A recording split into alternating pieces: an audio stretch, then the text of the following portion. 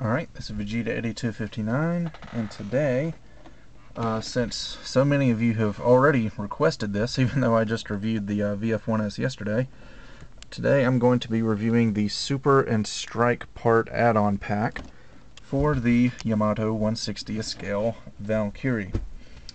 And the box is pretty much just like the box to the Valkyrie. We get a pretty simple front. On the back we get some shots of the Strike pack attached to the VF-1, and in the front we get a window box similar to the Valkyrie. Alright, so these are all the parts that you get right here. I've just got those set out and I'm going to be attaching them.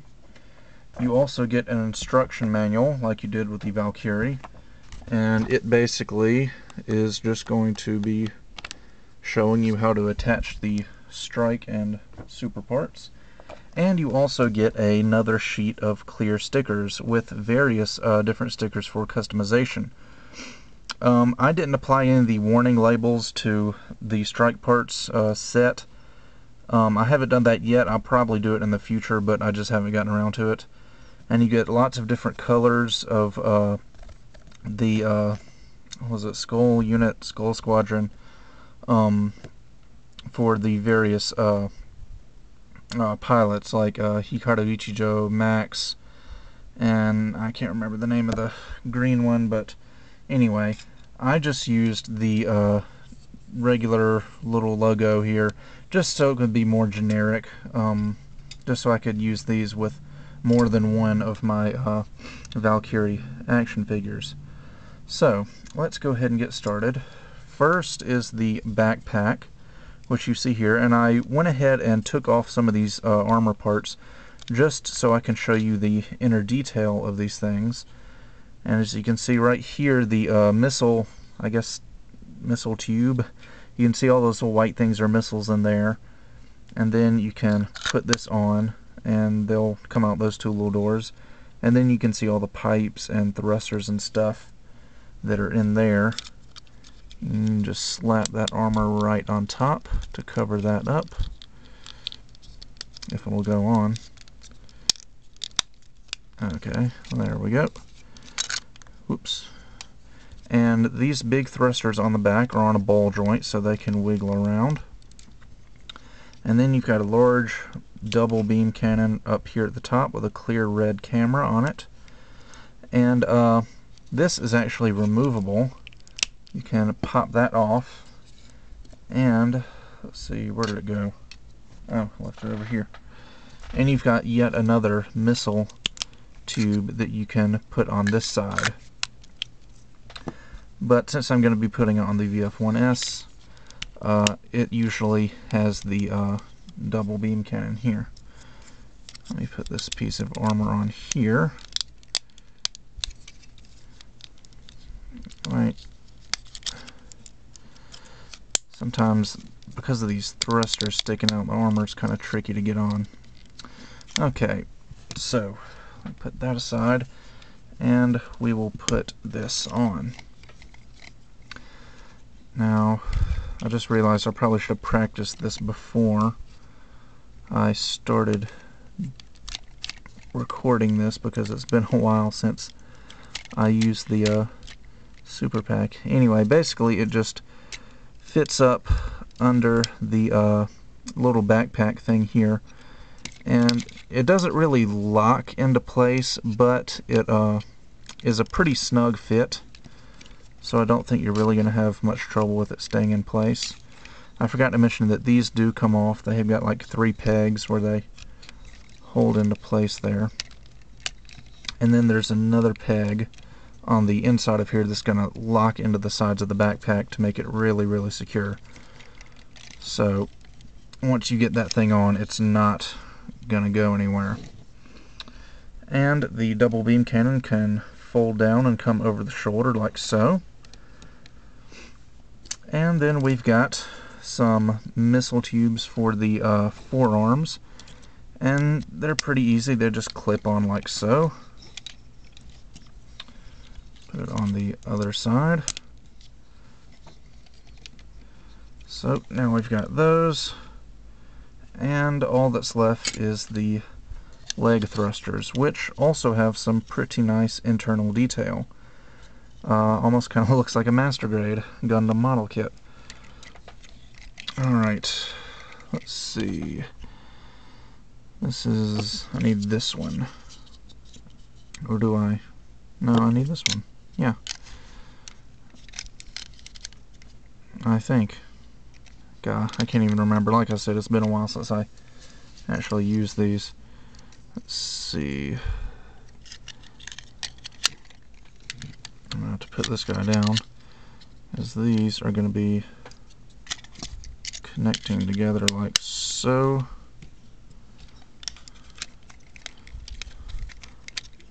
And they'll just connect to the... Maybe I connect these first. There we go. That was it. Alright. So these connect to the sides of the leg with an additional piece back here on the back of the leg. And then we've got a big piece of armor that'll just go on the side like so. Sorry it took me a minute to get reacquainted with that. Like I said, I probably should have practiced this before I did the review. Anyway, we'll do the same thing on the other side. And there we go. Alright, so now we have got our Strike VF-1S all armored up. And now I'm going to try my best to make this a one-part video. So now I'm going to transform it into Gerwalk mode. So let's see if we can do this in a timely manner, hopefully.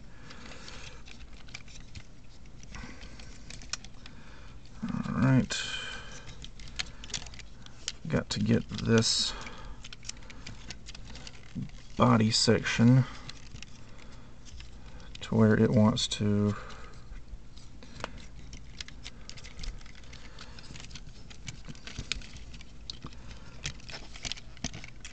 I might just end up having to cut this part of the review out and just skip straight to Gerwalk mode, but we'll see how it goes. Alright,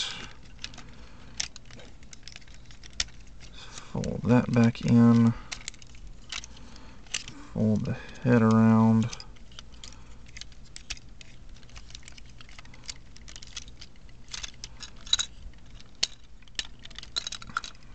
alright.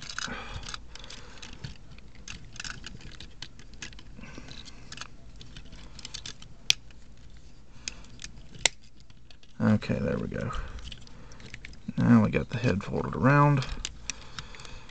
Bring the legs back up here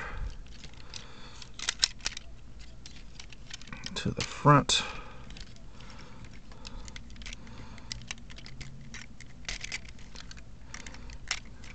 Come on. I just lost a missile tube. Okay. There. Now we're pretty much done with Gerwalk mode anyway. So yeah, as you would expect, doing the transformation is a bit more complicated and a bit more cumbersome with the super pack added. And just posing the figure in general is a little bit more cumbersome with the super pack added, but I think that, well, I mean, I'm more of a fan of the Valkyries without the super pack, just, you know, the standard Valkyrie by itself, but some people like the super pack a lot, so this may appeal to them. I just got it just to be able to have it, and I just, yeah, even though I do have it, I admittedly have my Valkyries displayed in, I guess, standard mode more often. Anyway, let's go ahead and get this guy transformed into his fighter mode, and we can call this review done. Alright, let's fold these hands up. That'll be the first thing to go.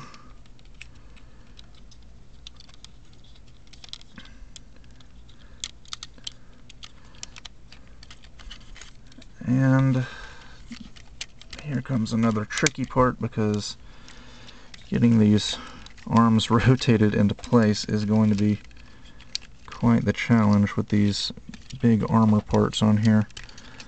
But I will try my best.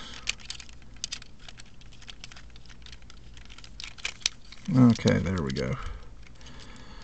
Alright, and I'm losing the backpack. Need to put that in place better.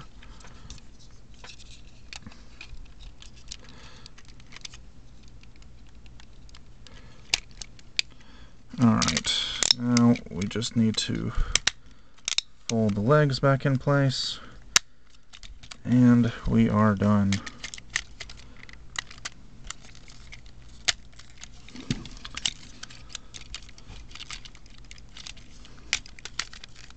Yeah, this is definitely a lot easier without the super pack.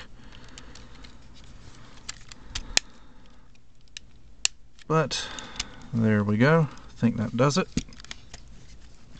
Let's get these wings spread out a little bit better. And there we go. There is the Valkyrie fighter with the super pack attached. And you'll notice that the wings don't fold back to their regular position, because they need to stay folded up because the backpack here is actually attached to them. So we also have 6 missiles that come with the super pack, and I believe these are nuclear missiles. Somebody correct me if I'm wrong about that, but anyway, we get a bundle of 2, and then we get a single one, and those will just attach on the undersides of the wings like so, and there we go. Now we have a very heavily armored, heavily weaponized, I guess is the correct word for it, VF-1 fighter. So I guess that about does it for the Super and Strike Pack review. I can't think of anything else to go over. Like I said, they do give you lots of options as far as stickers go for these on the sides, because actually traditionally these would have the black skull and crossbones symbol right here, but like I said, I just used the kind of generic symbol so I could use my strike pack with several different Valkyries, even though I just have 2 right now, but I may get more in the future. I think, how much was this? I think it was like 4,500, 4,000, 5,000 yen, something like that. Somewhere around there. So it's a little bit pricey. It's around gonna run you about $50. So you may want to just pick up the Valkyries that already come with the super pack. But if you already have a Valkyrie like I did, you might want to consider buying the super pack separately. So really that's just up to you whether you are going to get one Valkyrie or if you're going to get several. So really you can pretty much go either way. So I actually really like this. I like the fact that you can remove the armor and see the inner detail. I also like the fact that they also give you lots of little warning signs and decals. Even though I haven't put them on mine, I'm really glad that they include those in there. So yeah, definitely a good buy if you are into Macross. And I guess that about does it for this review, so I'll see you guys next time.